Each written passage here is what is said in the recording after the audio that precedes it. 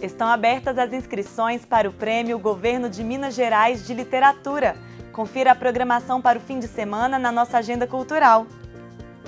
E a gente traz na nossa entrevista de estúdio um assunto delicado, o suicídio. A campanha Setembro Amarelo estimula o apoio e a busca pela ajuda psicológica. Fique com a gente, está começando o Plano Aberto.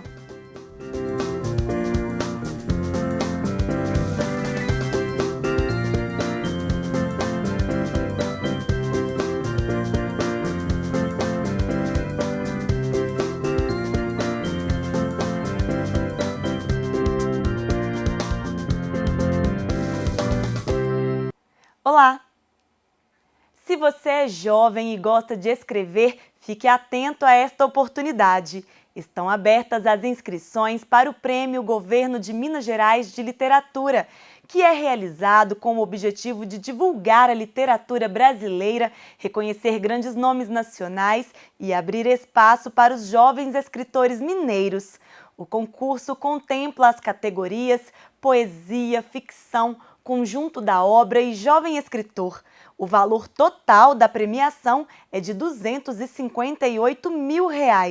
Vale destacar que o autor deve ter mais de 18 anos, ser nascido em Minas Gerais ou morar no estado há pelo menos 5 anos.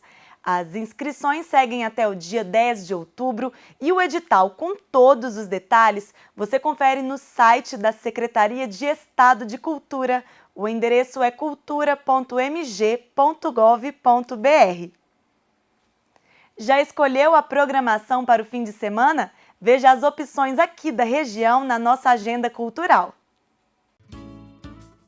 Neste fim de semana, a cidade de Mariana recebe atividades do projeto CineSese. A programação, que é de graça, conta com salas de cinema ao ar livre e pipoca. O projeto vai ser realizado na Praça Gomes Freire e terá início todos os dias a partir das 6h30 da tarde.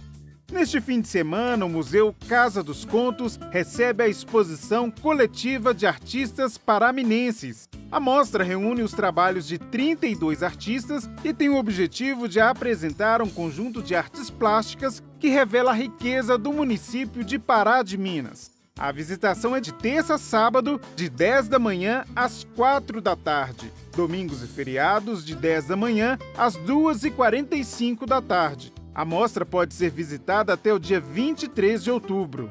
No sábado, o Cine Vila Rica vai promover mais uma mostra gratuita de cinema. A programação conta com filmes e animações do diretor Ridley Scott. A programação começa às 4 da tarde e os ingressos podem ser retirados na bilheteria do cinema com 1 hora de antecedência.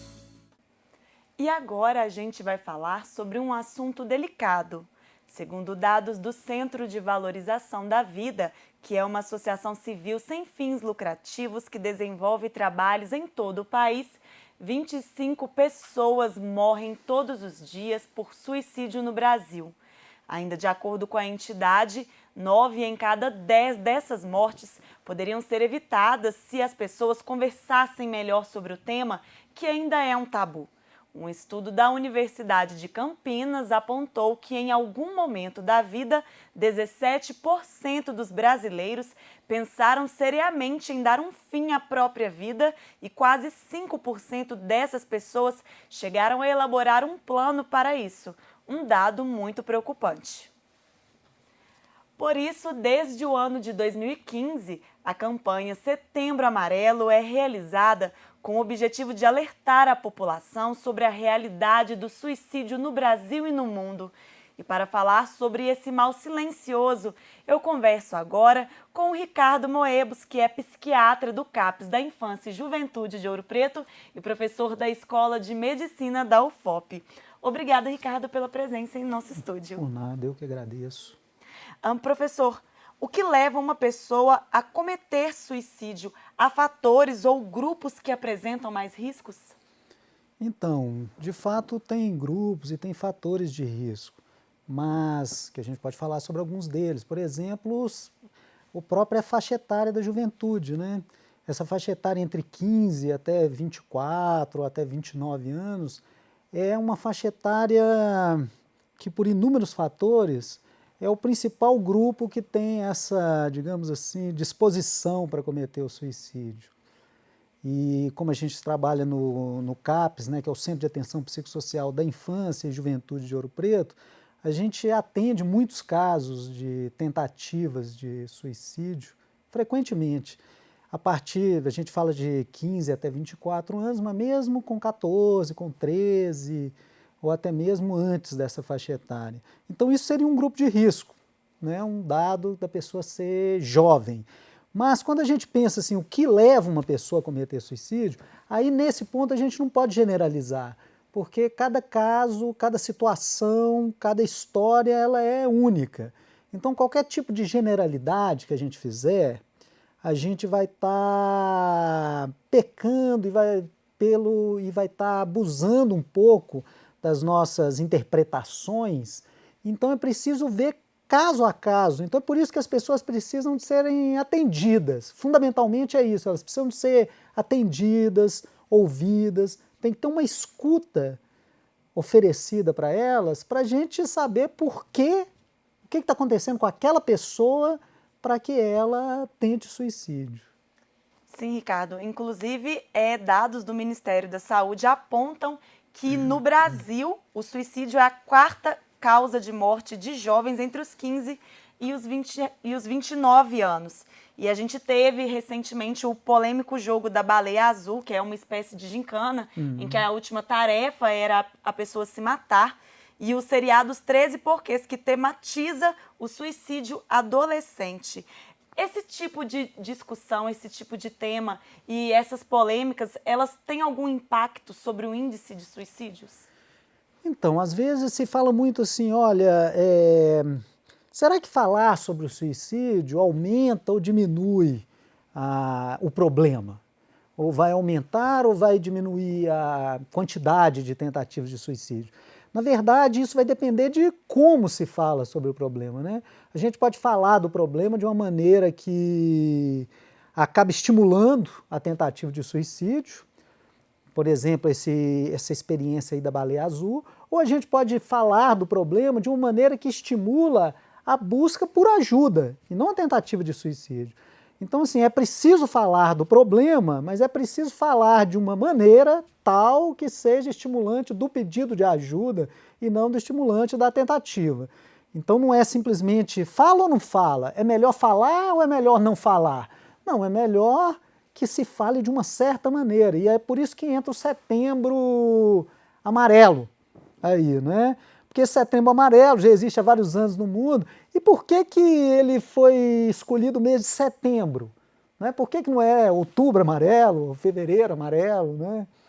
E é justamente, tem a ver com essas tentativas de suicídio na adolescência, sabe? O Setembro Amarelo foi escolhido porque o primeiro dia de aula no Japão é em setembro. Então, assim, depois de um estudo de muitos anos, eles chegaram à conclusão de que os primeiros dias de aula são os maiores índices de suicídio do Japão. E parece até brincadeira, né? Mas o Japão é um dos países que tem os maiores índices de suicídio. E isso acontece principalmente na volta às aulas. Então já poderia pensar, pô, mas então será que a escola aumenta o índice de suicídio, né? Claro que eu estou fazendo apenas um pequeno xiste sobre isso, né? Não quer dizer que as escolas aumentem o índice de suicídio. Mas quer dizer também, mais uma vez, de dependendo como que as coisas são feitas, dependendo do tipo de pressão, de cobrança que é feito socialmente sobre as pessoas, né?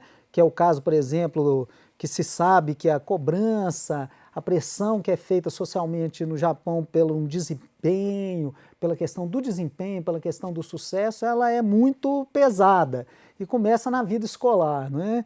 E que isso tem um certo impacto. O impacto, a conclusão de que isso tem um certo impacto, a gente pode inferir desse próprio dado estatístico. Ou seja, quando os jovens voltam às aulas, aumenta o índice de suicídio no Japão.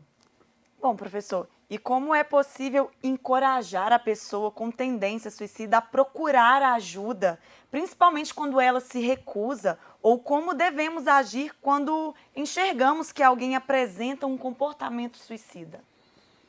Então, essas duas perguntas elas estão muito ligadas, né? Porque quando a gente vê que uma pessoa está com uma tendência, ou a gente reconhece que tem algum risco ali de suicídio, ela é justamente uma coisa a se fazer é encorajar, que é a primeira pergunta, né? Encorajar a pessoa a procurar ajuda. E como é que a gente pode fazer isso? Bom, essa ideia do Setembro Amarelo, essa iniciativa, por exemplo, aqui da TV UFOP, de estar abrindo essa conversa, de estar circulando esse tema, é justamente a ideia de tentar superar um certo tabu que existe sobre o suicídio, de que é um tema, assim, de que, primeiro, não se deve falar sobre isso, né? Segundo, de que é um tema que é uma vergonha, é um motivo de vergonha. Terceiro, isso tabu, né, que se tem sobre o suicídio, o tabu social, o tipo de entendimento, de sensibilidade social que é construída especificamente, eu estou falando do Brasil, mas que é compartilhado por quase toda a América Latina, que é essa ideia de que o suicídio seria uma atitude de fraqueza, uma atitude de fracasso, e que seria também, ao mesmo tempo, uma atitude de denúncia de um fracasso que não é apenas da pessoa, mas é um fracasso da família, dos amigos, daquele meio social onde ela vive.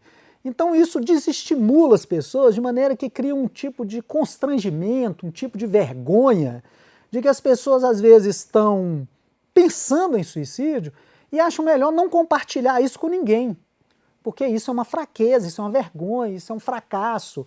Sendo que, se a gente conseguir superar desconstruir esse tabu, essa visão que desencoraja as pessoas a procurarem ajuda, a gente vai estar conseguindo evitar uma porcentagem imensa dessas tentativas, a partir do tratamento, do atendimento, da oferta de ajuda, que é o que a gente procura fazer no CAPS, né? E essa oferta de ajuda lá no CAPS da Infância e Juventude é uma oferta de ajuda que não é só a quem está naquele risco, naquela ideia de tentar suicídio, mas é um encorajamento e um apoio, inclusive, à própria família, ao próprio entorno, de que aquilo ali deve ser visto como um problema que pode e merece ser tratado e superado, e não como um motivo de vergonha. Muito obrigada, professor, pela participação. Por nada, eu que agradeço. E lembrando que o Centro de Valorização da Vida desenvolve um trabalho de prevenção ao suicídio em todo o país e também fornece apoio emocional a quem precisa. Se você quer ser atendido por esse programa, que é de graça e sob total sigilo, é só acessar o site cvv.org.br ou ligar para o 141. Esse serviço funciona 24 horas por dia. E nós ficamos por aqui. Obrigada pela companhia e até o nosso próximo encontro.